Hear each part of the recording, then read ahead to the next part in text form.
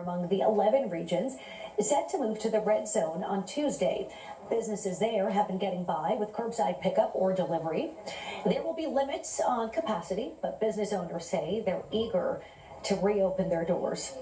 The stay-at-home order will remain in effect for Toronto, York, Peel Region, and North Bay Parry Sound for at least another week. The investigation continues after online comments about violence were directed toward Niagara's medical officer of health. The threats came after the province announced the region would stay in the gray lockdown zone. Dr. Mustafa Herji has responded to the outpouring of support he's received in the wake of the negative comments.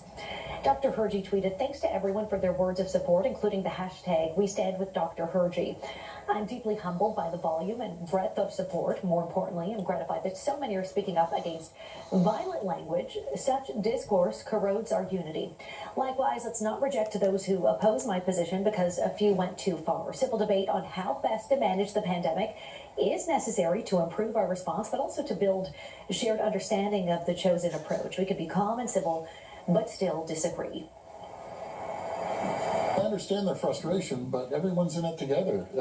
Dr. Williams and the public health officer in Niagara, it's not their fault. This is a worldwide scenario that we're facing, and we have to protect health or they won't have anyone coming into the restaurants. It's unfortunate that they take that avenue. It's unacceptable, and they're just doing their job. That's all they're doing. There's no one that wants businesses open more than all of us, but we're going to do it health is number one, cautiously, and that's the way we have to do it. But to blame the doctors, it's unacceptable. As of yesterday, there were 473 active cases of COVID-19 in the Niagara region. The pandemic is impacting recruiting efforts for the Canadian Armed Forces and has led to a shortfall of troops. There are supposed to be at least 68,000 regular force members and 29,000 part-time reservists. But as of the end of December, the military was short by about 2,000 regular force members and nearly 5,000 reservists. It's because the pandemic has curbed the training of new recruits for most of the past year. The military says there is immediate impact on its missions, but it's too early to know what this will mean in the medium to long term. Toronto police laid charges again this weekend after large gatherings in contravention of provincial restrictions because of the pandemic. 5 people were arrested yesterday and faced charges including obstruct peace officer. For the most part, most Torontonians are compliant with the stay-at-home order, which we do appreciate. We understand it can be frustrating, but the ones that have chosen to go against it and have congregated in these large gatherings, we have taken enforcement action to them. Obviously, there's a difference in opinion, and as a result, that's why these charges have been laid. For more on the fight against COVID-19, head to our website, CP24.com. Well, this is Hazel McCallion's 100th birthday, and it has truly been a day-long celebration. I don't believe my eyes of all the women I could. Well, it continued tonight with a tribute to the former Mississauga mayor that was streamed online. It included video highlights of the 36 years McCallion served as mayor, along with more than 160 performers, and special messages from many, including the Prime Minister. I'm so happy. Happy 100th birthday, Hazel. It's certainly not every day that we celebrate such a milestone. And this anniversary is the culmination of a remarkable life dedicated to public service.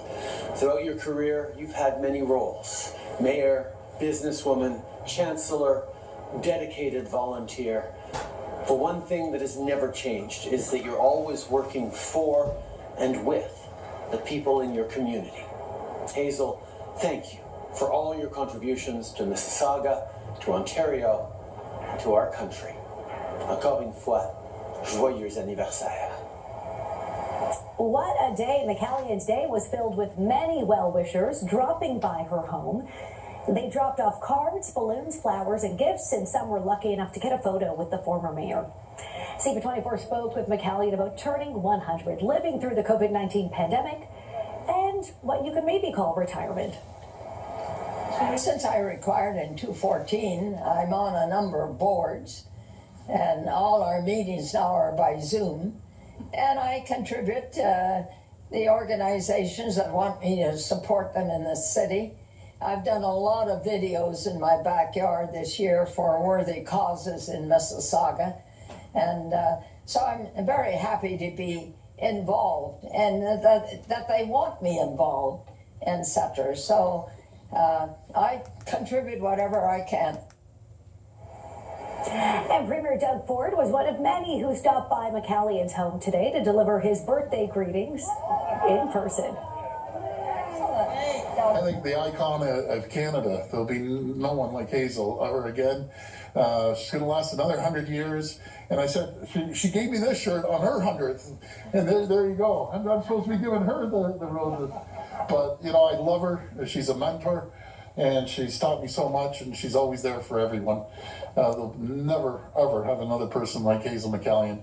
Just an incredible person.